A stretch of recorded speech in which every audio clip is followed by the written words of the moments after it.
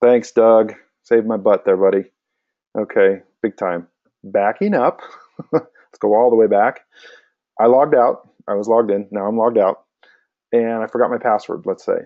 So before, you're going to be contacting your administrator. Now, you simply click Forgot Password. And then you put in your username. So let's say, I'm going to do something here. Okay, I'm going to say send me the link. That's my username. All right. There's going to be a CAPTCHA. If you're going to do this multiple times, we have the CAPTCHA. You've probably seen this on some other sites. So this is far less of a headache than calling an administrator. So it's going to prompt you that you're not a bot trying to get in and brute force your way into the system. Okay, so it's going to authenticate that you're a human. This is what this does. And then you're going to click next. And of course, it's going to ask you again with vehicles. I wonder where they get these images. They're all European. Okay, so what people, this is what's really important here, everybody, is that if they put in the correct username, but that there is not an email address registered in the system for them, then they have to contact you to reset your password. Okay, so what I need you to know here, and this is a big one, and we'll get into the system here momentarily. Many of you, if not all of you online today, already have entered email addresses into the contact info tab of the admin module. Those are not the same email addresses or address that is used for resetting your password, and I'll explain a little bit more momentarily. So let me log in. So they might get this message if they haven't put in their email address in the system. Now what's good is you're going to get this message, and when I say you, I mean all you and your users. When they go to log in the next time, the system is going to give them this message. It's going to pop up as a window. It's going to say your email hasn't been registered in the system yet. Please submit your email. It will be used to reset your password in the future. This is the email that is used to reset their password. So administrators, you're going to get questions. You're going to go, well, my email's already in the system because I can, I can do a incomplete incident notification and incidents. I can send out an email through the message center externally if I want to. My email appears there. This is a completely different email, and the reason being is this email address is verifiable. The other email addresses, you could essentially put any text fields you want in text or characters you want in those fields. This one will check to verify that it is indeed following the correct syntax for an email. So email name at ampersand sign, and then your domain with a .com, .net, or whatever you're using, .edu. Okay, so that is key here, and it will prompt the user. Now, if they decide, oh, I'm going to remind me later, not a big deal. They can keep working in the system. It doesn't prevent them from working in the system at all, but they will be reminded every 10th time that they log in to enter this email address. Okay. So let's say they've logged in and then they decide they want to do it. That's what I'm going to show you next. And you'd never guess that you're just, we take resetting passwords so for granted, but the development that went into this to make it secure for all of you and to make it work properly and to explain it sometimes is surprisingly complex, but it's still nonetheless pretty darn interesting. And once everybody's on the same page, it's a really great feature for everyone involved. So we'll just go to my demo account here. Okay, so I'm here in the system, and that prompt, say I ignored it the first time, it prompted me to put my email address for resetting the password. But then I decide, I want to get that in there. All the user has to do is click down here under my profile. You'll notice there's a new addition at the bottom of the stack here for their profile. Change email for password reset. That's the one to go to.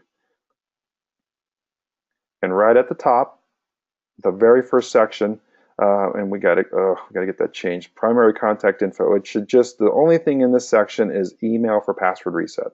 They put this email in, click save. It'll give you a prompt that it's been saved. Now they can always go in and change it anytime. And it's so important for everyone to know, because I think, in fact, I would assume that if I'm changing this email address, I'm also changing these email addresses here. Okay? I am not. That's all in the contact info tab of the system. So I can prove it to you. Let me change this, because those two are actually the same. Now, question you might have is, can they be the same? Absolutely. And in most cases, they probably will be. But now when I click save, that's a new, different email address than my contact information. And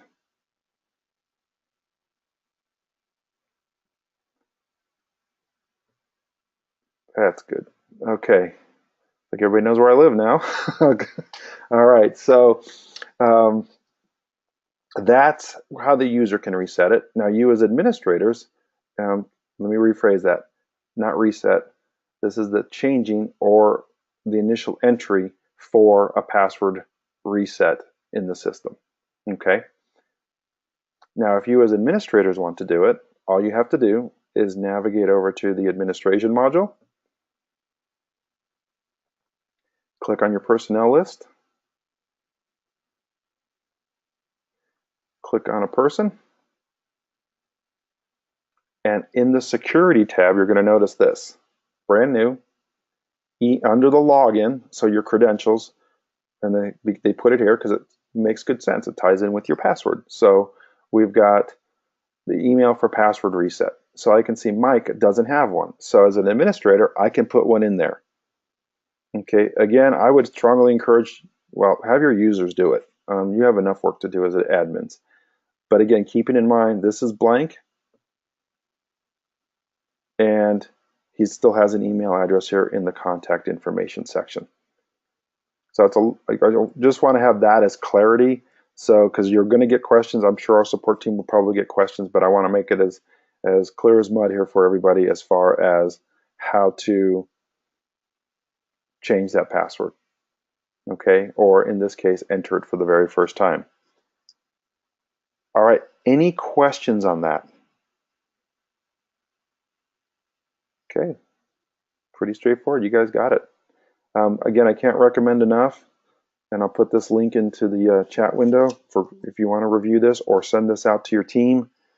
I would do that here. And you can forward this link that I just sent you in the chat section and send it out to your team. And if you don't necessarily need to send all of them, but I'd recommend the first two here, and then for users. And that way they've got some clarity as to what this is all about. And just walks you through essentially what I stepped you through here.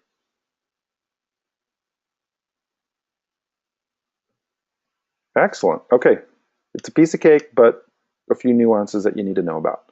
Okay, let's go into the maintenance module, because that's where we've made some of the most changes in the past couple sprints, so the past month or so.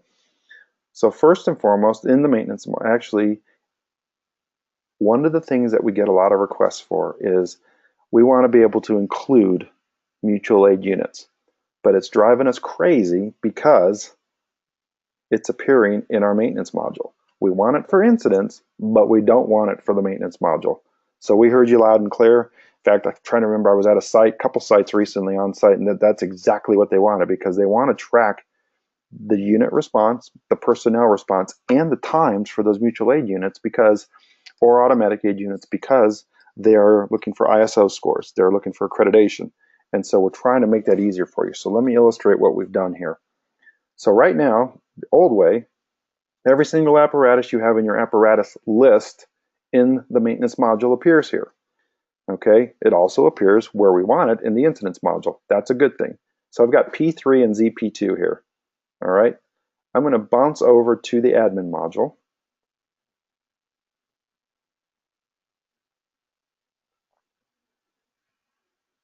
Go to the apparatus list, and there's a couple new things here I'm going to show you. I'm going to go to ZP2. I'm going to edit it. I'm going to scroll down to the bottom, and there is a new field called apparatus ownership way down at the bottom. This is a big one, especially for those of you that want to document your aid units. So ZP2 is no longer a test account fire department apparatus. Don't forget to click save. So you click not department unit. Then let's go take a look at two places. One, incidents.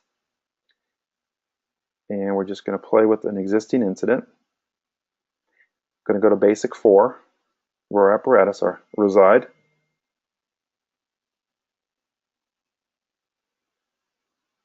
And you'll notice ZP2 is here.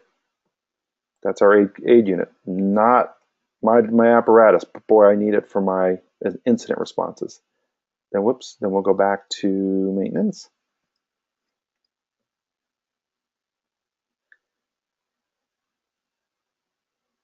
And we're going to expand all, make sure I get the right one. And it was in other before, ZP2 is gone. So yes for incidents, no for maintenance. It tidies this whole bad boy up, and life is a lot better for managing and not having all the extra clutter of non-agency units commingled in your apparatus list. Make sense?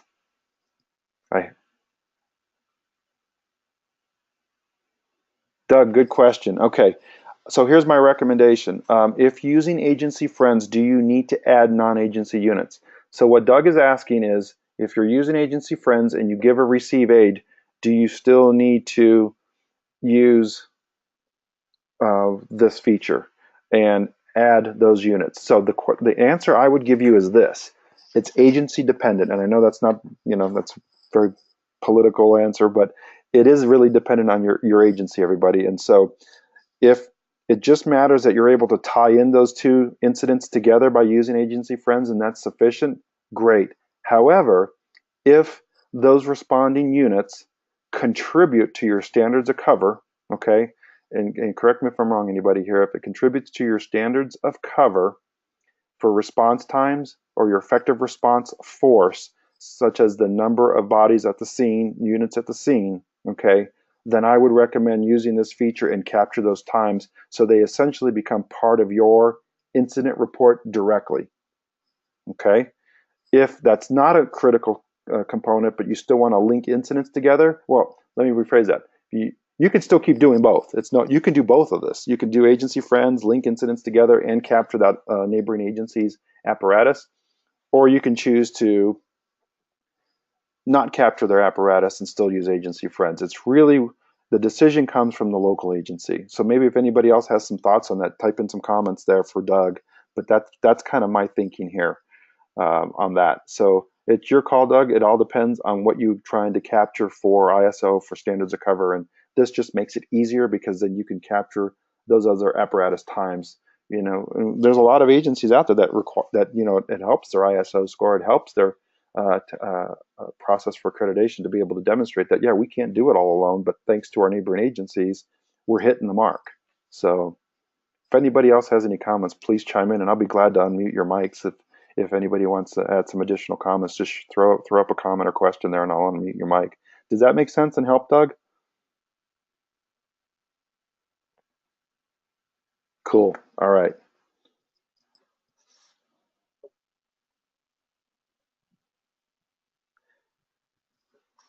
Next up is we've got the ability, and that actually the ability to display only my department apparatus in the maintenance module, which is what we're doing here. We've got that all squared away by showing what we just did with that change of ownership within the administration module. A couple other neat things I know you're going to like is this. So we're going to do a maintenance request, and we're going to do it for engine 3 down here. And I'm going to click on the gear to add a maintenance request. And when I say maintenance request, I include, cleaning, fueling, and all that. And when I say fueling now, you'll notice that under maintenance type, we have a couple new ones. And I'm really happy to see these two. We have PMs, so preventative maintenance. And I looked it up. There's preventive and preventative. And I guess it depends what you learn first, but they have the exact same meaning. I know our department always calls preventative maintenance, but preventive is exactly the same and actually probably better because it's one less syllable. I had to look it up because like, oh, is that right? And then fuel is another one. We have been just a lot of requests for being able to document fuel. Now I know what's coming up. One thing that doesn't occur now, so let's do fuel. It's just a maintenance type. That's okay. So let me show you how I would enter this, okay? Under maintenance title, we could put in because it's fuel. I'm actually going to test this a couple ways. You guys tell me which one you like better. So we're going to go 10 gallons, whoops, diesel. Because what I want to do is, I've done this, I've done workarounds before, but I want to see what's going to be our, oh, wait a minute, disregard. That's what I get for not double checking it. We got it. So you can put in gallons here, okay? So you can, that was added. I didn't know that was going to happen on this sprint. I thought it was coming later. So we've got it. Fuel, gallons, service, the rest is the same. It's just now you can enter fuel. Okay, so we're going to complete it because we just were at the pumps. And we go in and we can actually put in, now it says parts, labor, and other. Me personally, I would put it in other. And again, we just say $200 worth of fuel, just throw a number down. Now, I know many of you have pumps, agency pumps. So in that case, it's calculated differently because you buy fuel in bulk. If you go to commercial pumps stations, this would be the way to fuel it up. But typically, a lot of departments, what they'll have is they'll buy in bulk, and you get a fixed cost per gallon for however big your tank is, and then you can calculate from their consumption and cost per vehicle. Complete and close. So this is engine 3. If I'm inclined to do so, I can do an email. And sometimes when I'm on Safari, I don't know if you guys use Safari, I get hung up here. It saves it, but it gets hung up. So give me just a minute to refresh. Usually when it goes more than 5 to 10 seconds, there's an issue there. Okay, so now to show you the good stuff going in, what you can get out of it. So engine 3, and we're going to look here, and we want to see maintenance history for apparatus. And I can do it, I like this one, $16.99, because it's a fuel report. Now it is. And so we're going to go with the year, maintenance types fuel, create report. Okay, so here's the kicker right now. You guys have probably been with me long enough to know that there are times where our system moves forward and then reports play catch up. This is one of those instances.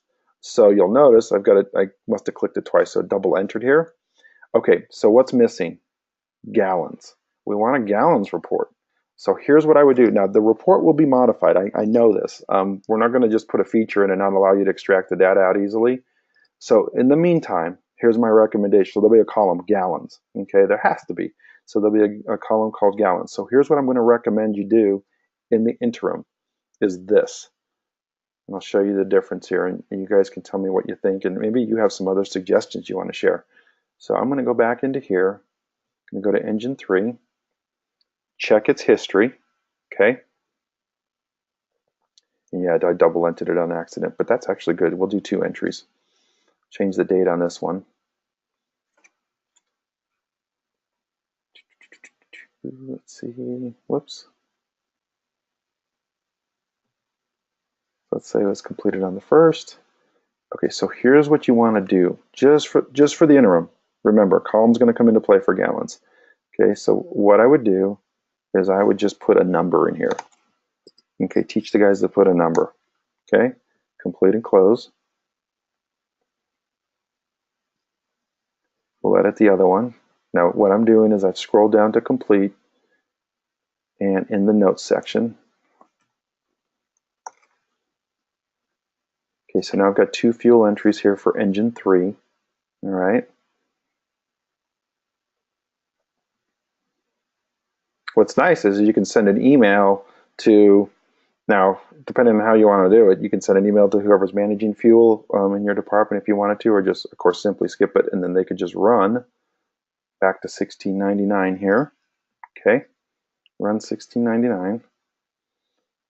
We'll run it for the year, and we'll run it just for fuel. And then my volume should be in the notes column. Okay?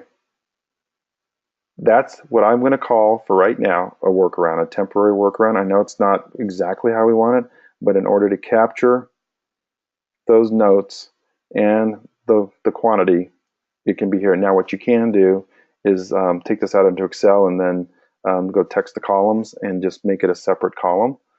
For that, I know it's more work, guys. Our team knows this. We with our development process, we have what's called sprints. You may have heard me talk about this. And so we go 2-week intervals where we're making changes to the system. And so we don't want to wait till every single piece of the puzzle that particular feature affects, like this report, before we get that out there to the customer. So then now we go back and go, oh, we've got this new feature. Let's make sure we get this these reports updated. And we've done that with other modules as well. Okay, so that's, again, the workaround I've used in the past before we had the fuel maintenance type. I would even use this as, I would call fuel as other and put my gallons in the hours column, and then it would sum up for me nicely here. But see how it has hours and cost? We're gonna have a column like that for gallons. 1699 needs the columns, needs the gallons. Questions, concerns there, everybody? Okay, very cool. My next favorite thing that happened in the maintenance module, besides the ability for PMs and for fuel, and you probably noticed this earlier, any pending maintenance.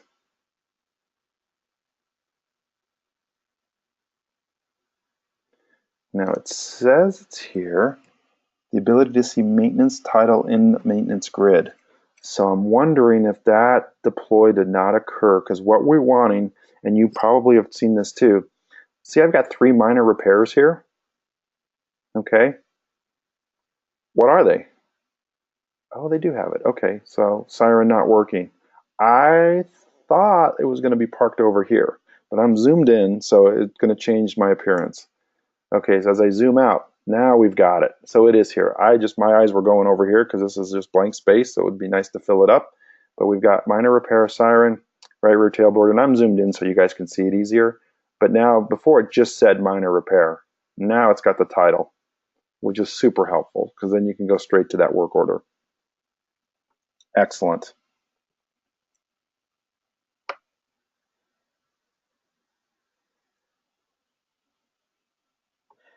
Next up that I want to show you back here, and then this is again an administration, and I can actually go directly to it from here. Oops. Engine 3, when I edit it, it's going to take me back to the admin module.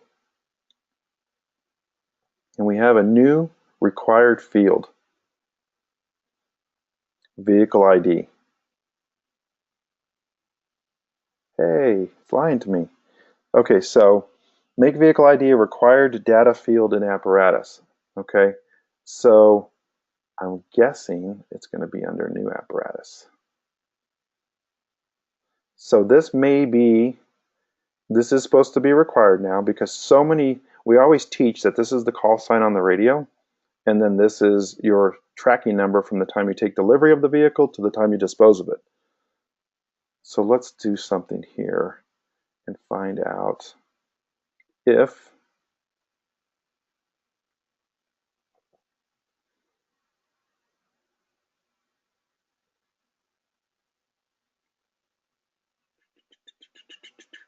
okay, so that may not have deployed on this release. I'm going to check into that and see what's going on, because the intent there was we want to be able to allow you to change this at any time. This could become engine 4, engine 5, but its shop number, this item number stays the same. And because it's not a required field, it's sometimes overlooked unless we've talked about it and done some training on it. Okay, so I'm going to look into that, why that didn't deploy. Make vehicle ID required data field. Yep, sure is, unless I'm looking at a wrong field. Apparatus department name's not. Okay, I just want to make sure I'm not missing anything here, because That wouldn't be unusual for me. Nope, we're okay. I'll check that out. And then we just did some other fixes there in the maintenance module, little under the hood things that took place. All right. So a couple other things to keep in mind on the maintenance module while we're here that I want to share with you. Don't forget that you have the ability, so we're going to collapse everything. And let's say I want to schedule pump tests for all of my apparatus. All right, I can do a bulk schedule. All right, all I do is I can check this entire category. All right, and those of you I'm sure have figured out that the prefix here, 00, 10, 11, those are the NFIRS apparatus types. That's how we've categorized them. And so now what I'm going to do is I've selected all those apparatus, and I'm going to add a maintenance record. And it can be scheduled. You can simply schedule it, okay? So I'm going to go ahead and request a annual pump test, okay? We're going to call this 2018 annual pump test. I'm going to go ahead and assign and schedule it. And so it's scheduled. It needs to be completed by the end of June 2018. I can schedule it for a vendor. So if I have somebody on my vendor list that's going to be doing this, we do pump tests now. We're a multifaceted company, and I can now be. What I don't want to do is put in apparatus hours and miles, because of course each apparatus is going to have a different reading here. And I can put in notes if I'd like to, and then simply click assign, schedule, and close. And so now on my list for each apparatus is that I have the NFP annual test listed here as pending maintenance. So it's pending, but it's also showing me that I can quickly see it, especially by filtering at the grid column headers here. If I want to see, just regardless of the date, I just want to see all my NFP annual tests due for apparatus, I can quickly see this. And now if I wanted to, I can focus in on who it's assigned to, okay? And even when it's scheduled. And any date that you've entered here will expand this drop-down list to show those dates. All right, so if I just want to see what's coming up in, say, the next 90 days, I can run that filter on that grid and quickly see it. Now, of course, I made it for next year, so I can select that date and it will show it to me. So it gives you a little heads up here on any dates that may have been scheduled in the future. It will also appear on this list here as scheduled.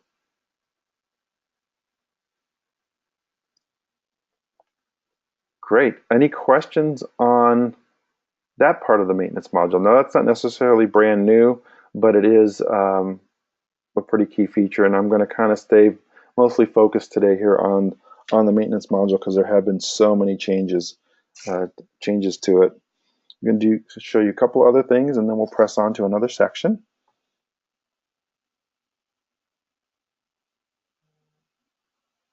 It looks like the other ones on my list have all been just fixes. So any questions? Hey, Oliver. Hey, welcome. We've got out at Kaiserslautern, K-Town, out in Germany at Rhineland Falls has a question. Let me check this out.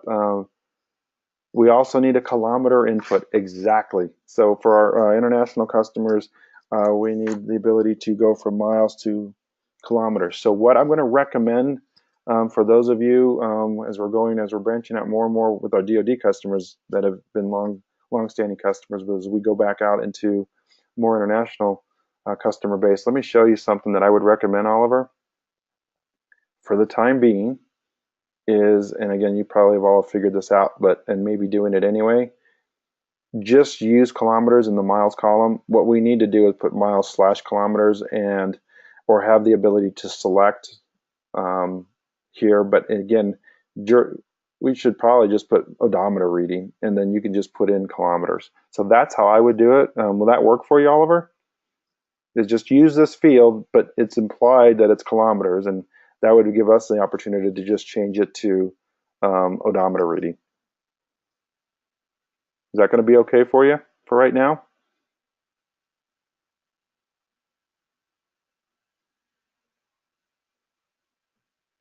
You're very welcome. And yes, bomb holder, very nice. So we've got an international audience today. Right on. Nice. Beautiful country out there. All right, guys.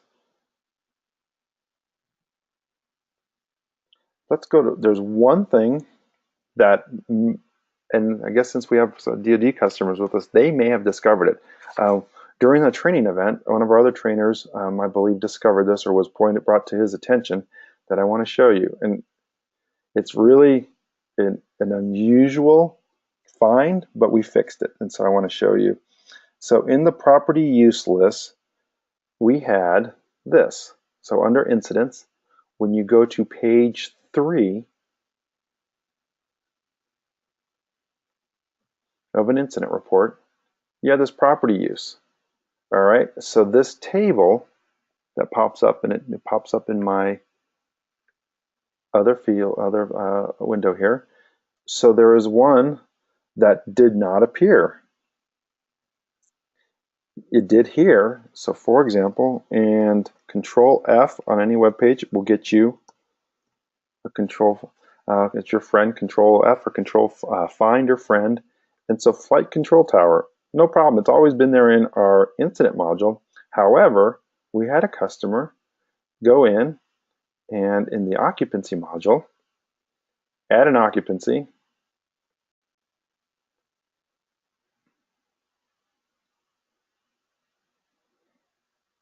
And under property use, that particular code was missing, 632. It just was some oversight when you're dealing with all these long lists. And so now it's back on the list, or let me rephrase that. It has been added to the list as it should be. So any of you who have flight control towers in your jurisdiction and you wanted to add it to your occupancy, it's now there. I know it's unlikely in most of our jurisdictions, but it's there now. So that's a good thing.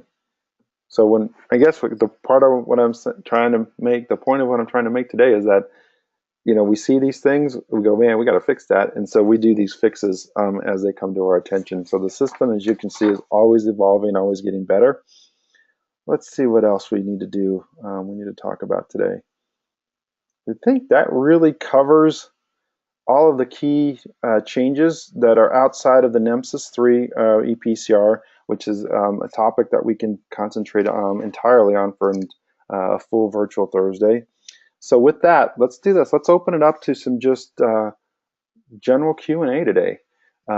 Anything you can think of that I'm flying solo today, so I'll answer them as quickly as I can.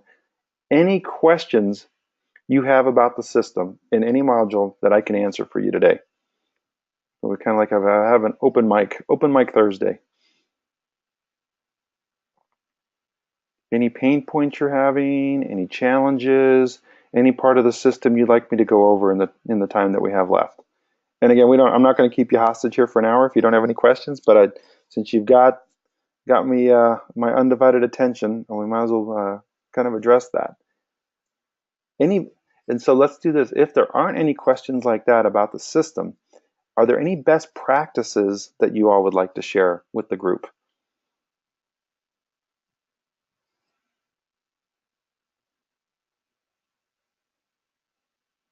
Okay, Doug, great. God, excellent questions coming in. So where are the developers at with the daily vehicle check form? I can tell you that we looked at it in depth and we were going to go Q2 on it, but now it's been bumped to Q3, so we get it right. It's our number one feature request by a long shot. Let me show you. And two, we want to get it right. So I'm not going to promise you any time because I'll be proven wrong, but we're going to start working on it here into the summer and get it knocked out, because you can see by almost double the next number 2, that's our most requested feature.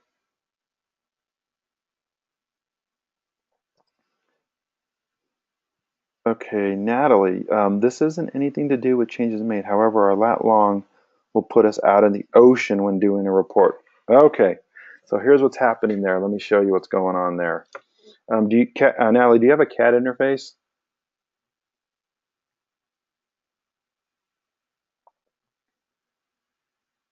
Okay, so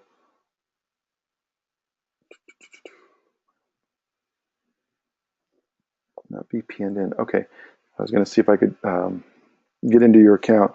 What's likely happening is if you want to navigate over to one of your incidents, okay,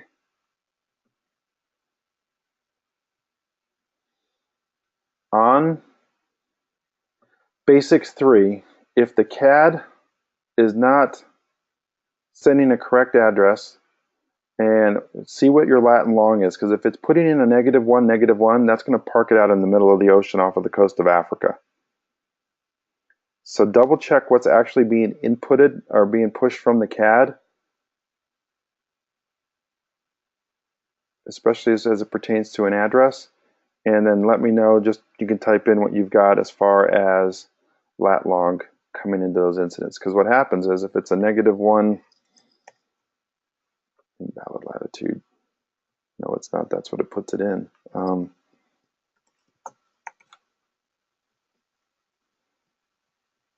I've seen it entered like that. Okay, what'll happen is it'll default out.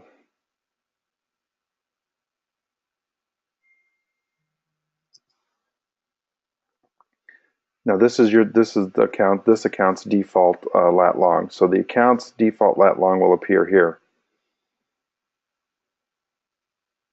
But if it doesn't have one, it defaults out to 1 1 or -1, and that's out in the off the coast of Africa. So Natalie, what's your department? And I'll look in to see what your default lat long is and see if that helps. But it should be plotting the correct location based on the address being inputted from the CAD.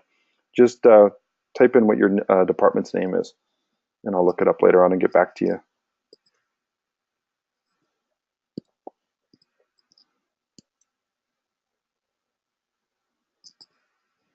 Okay, brief heads up on what Mobilize is going to do. So Mobilize is one of our partners that they have they are an inspection program, and so there's quite a bit of their data that will basically link to our system via an API. So essentially what will happen is data elements in their system will populate data elements in our system in the occupancy module. And so that's how that link's going to go. Let me show you real quick, and I want to see if we've got a detailed list that just came out. In fact, if you don't mind, give me a second. Nicholasville, okay. Natalie, what I'll do is I'll give you a call after the meeting today, after our session, and I'll follow up with this and take a look at your account and look at a couple incidents and see what's going on. If you want to shoot me an incident number, that's it, or even a couple of them where it's doing this, I'll look at those specifically, and then I'll give you a call if that's okay. You're gonna be working for the next hour, and I'll just call you directly. We'll do it offline with just you and me. Perfect. Okay. All right, so Mobilize. Let me see if I can get some information for you guys on that real quick. Stand by, and I've got an email that had some of this, because I don't know exactly the fields that are going to have come over, but I think I have an email that does, and I can share that with you.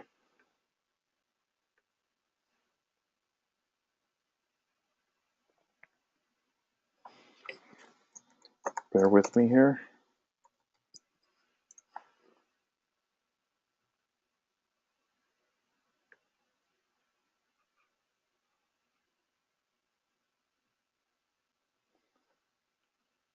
I vaguely remember seeing a list that, yep, I knew we had it.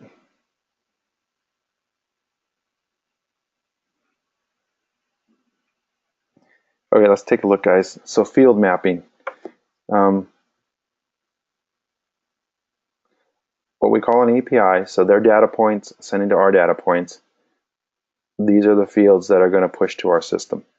So if you're using Mobilize for your inspection, which I hope you're using ours, but that's okay. I'll just mobilize. We've got a good partner with them. They have a pretty cool program, and so they they have been partnered with us. And so those that want to keep emergency reporting as your fire department platform and have all the information in one location, but yet want to use another software to conduct other parts of business for your department, and in this case, inspections, these are the fields that will come over. So I'll let you take a look at that.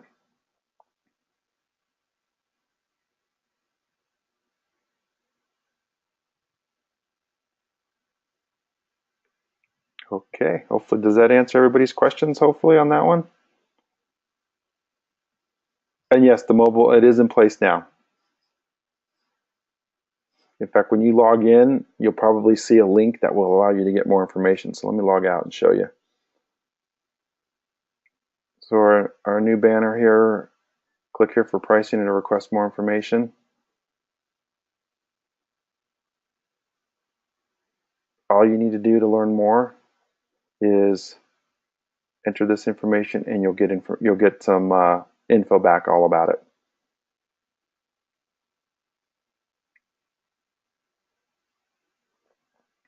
Cool, great question there.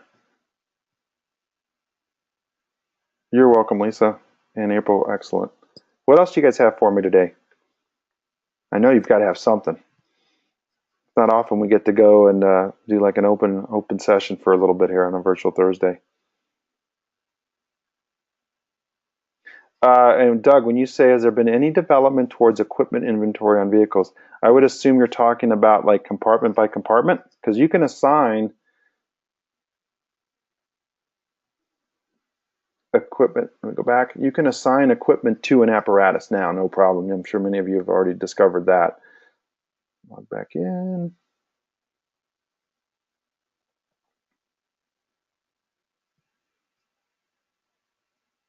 Yeah, that's part of the reason the truck check is going to be uh, rolled out later, because we're going to have that ability to go compartment by compartment. That's been a big request.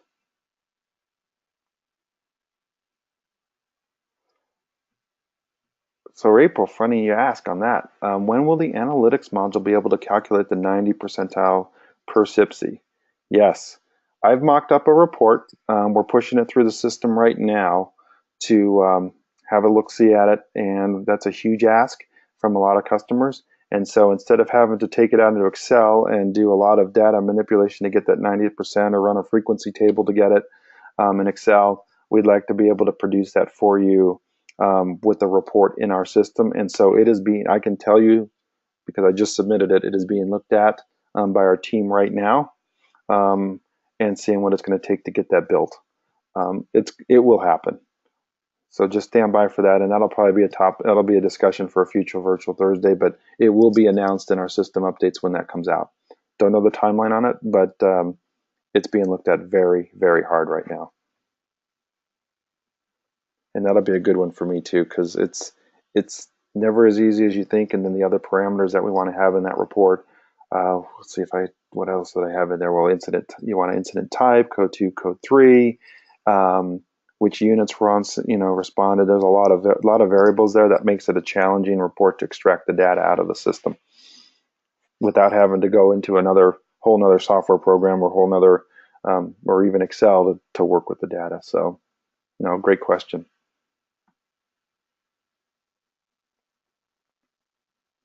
Okay, what else? We'll stick around for another 5 or 10 minutes, and then we'll cut you guys loose. If you need to go, I completely understand. I'm grateful that you guys were able to take time out of your day to join us today. Think of that time you're sitting in front of the computer and you go, man, I wonder how the system do this, or how do I do that in the system? I know it's happened to all of you because it even happens to us trainers. Like, well, let me see how that works. There we go. Nancy's got a question. Would still like to be able to separate street name and address number and occupancy module without having to pay big bucks for that. Any further discussion on that? So Nancy, I know from our conversation, And that's when we run is that when we run the report? Just refresh my memory on that.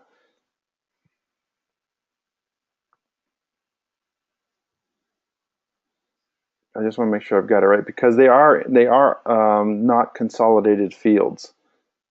I'm going to have to look at my notes when we were working together on it.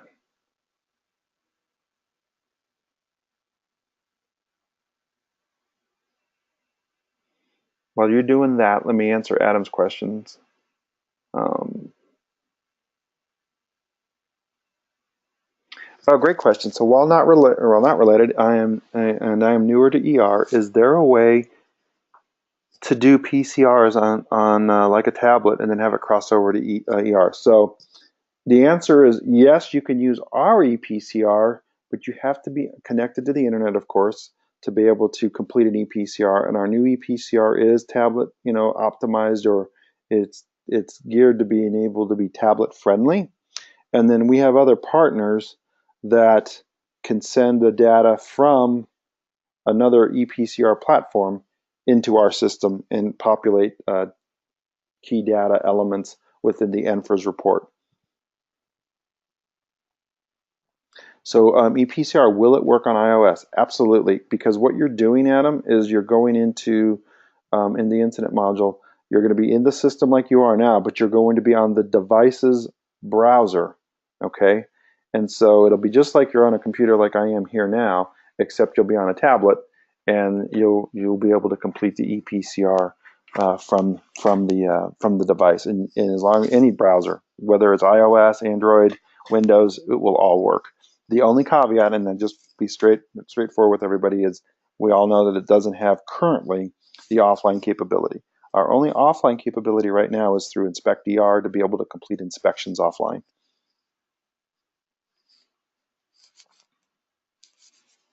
That's right, Nancy. The reports, to be able to extract them, that's what I thought. Okay, to be able to extract them. So what Nancy's talking about is some of the reports that we have for the occupancy module. For example, let's just show one, because what Nancy has to do is she has to do a lot of hazardous materials reporting in her jurisdiction for another, and I believe, if I correct me if I'm wrong, Nancy, it's a state agency that you have to report to. And so what the challenge is this. In reports, when I run a report on, let's just go down to an occupancy. We want one that includes occupancy name.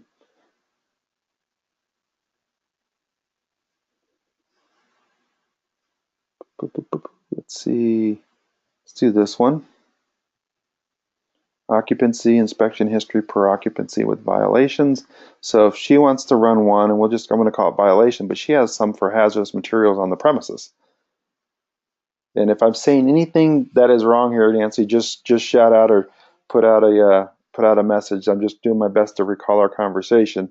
And so when this report is created and she wants to do an Excel download,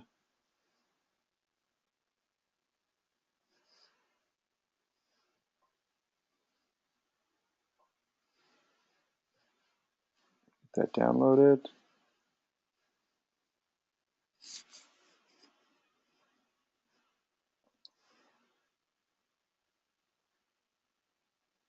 Adam, you're very welcome. And Joseph, your question's up next. Let me just cover this one and we'll go to the next question. Downloads.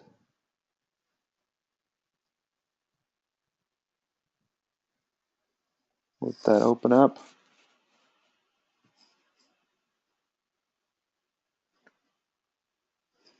Okay, so while that's opening on my freakishly sluggish computer today, we'll do a text download also. Okay, so question that Joseph has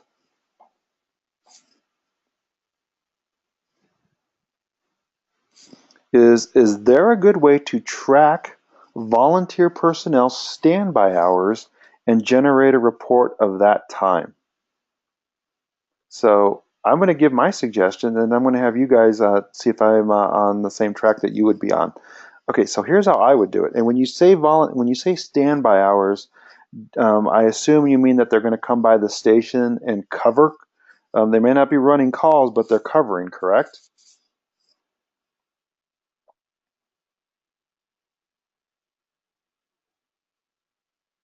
And if that's true, I'll wait for a response. But if that's true, my number one go-to for that is going to be the daily log. Because what you can do here in the daily log is you can add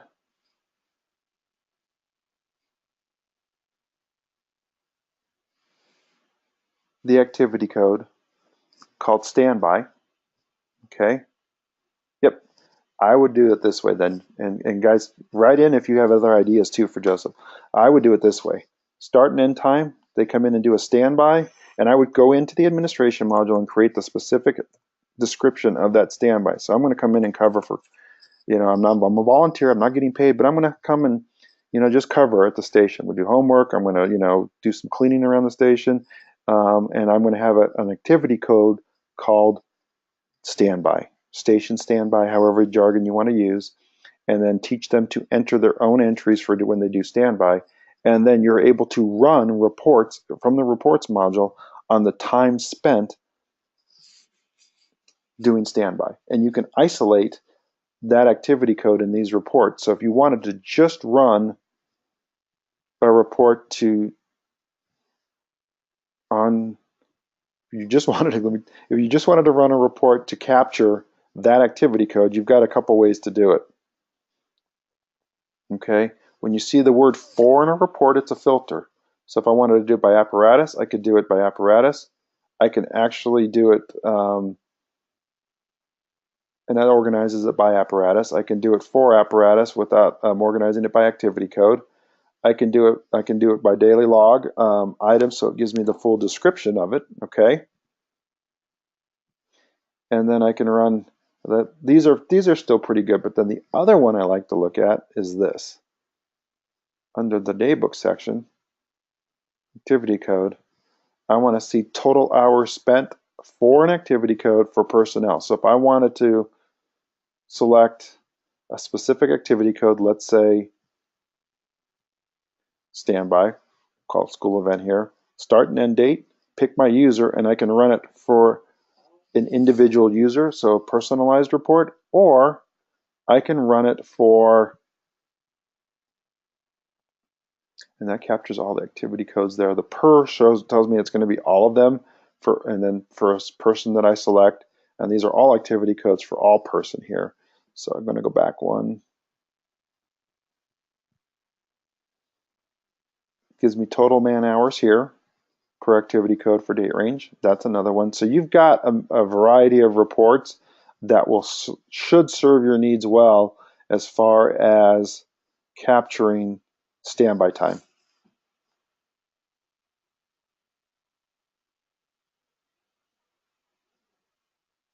So hopefully that will help. And then Adam's got a good suggestion here. We use payroll to help track volunteer hours and track percentages. So that is another option for you as well.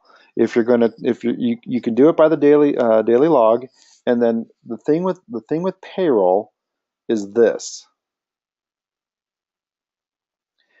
Payroll directly ties in. If you've selected these boxes for payroll, it's only going to allow you to associate incidents, training, and events, okay, with a dollar value per person, per event, per incident, per training.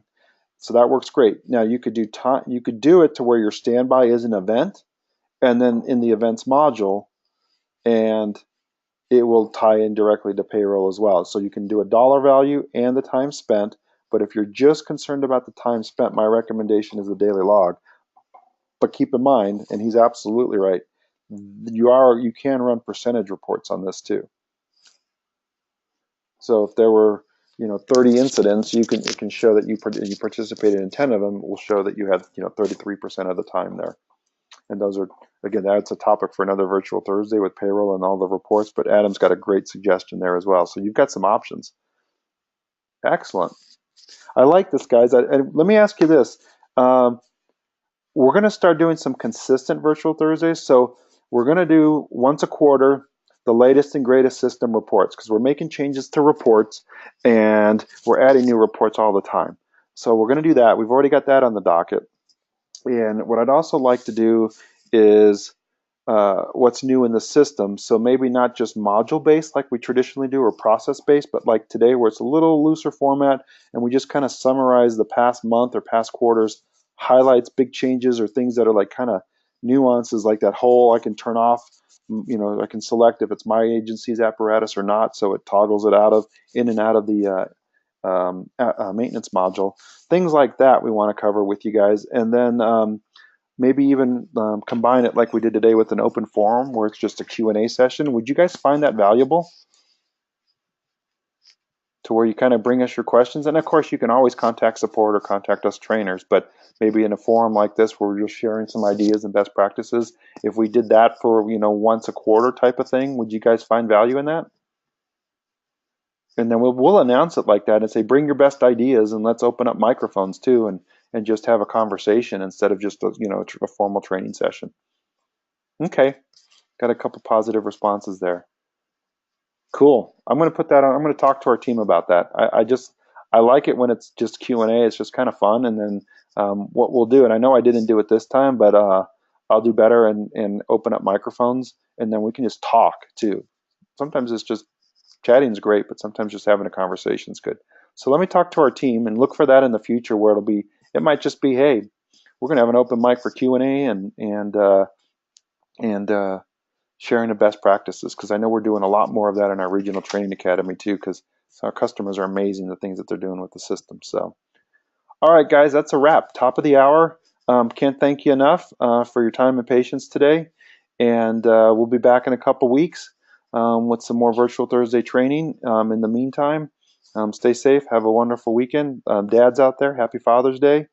And those of you that aren't dads and your dads are still, you're fortunate enough to still have your dad with you, be sure to wish him the best. And before we go, I did notice a couple changes here.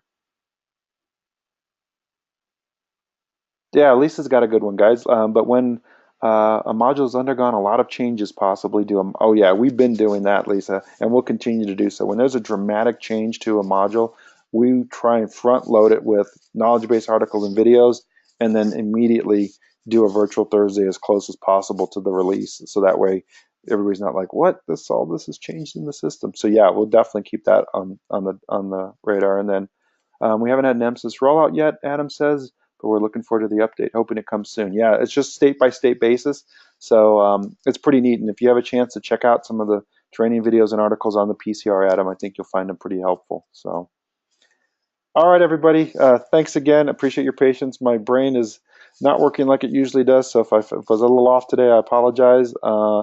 Have a wonderful rest of the week and weekend, and we'll catch you in a couple weeks.